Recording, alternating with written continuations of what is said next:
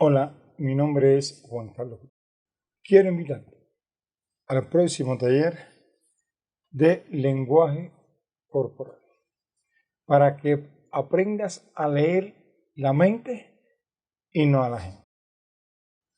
¿Cuándo se va a efectuar este taller? El próximo sábado, día 10 de septiembre, en el horario de 9 de la mañana a 12 del día.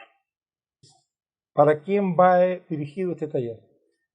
Para todas aquellas personas que deseen mejorar su comunicación con esposa, parejas, hijos, negocios. Aquí que vas a aprender a leer el cuerpo, a leer la mente, a leer y saber cuándo en realidad te está mintiendo. Son técnicas muy antiguas que hoy toda aquella persona que quiera realizar un emprendimiento debe conocerlas. Te espero. Muchas gracias por tu atención.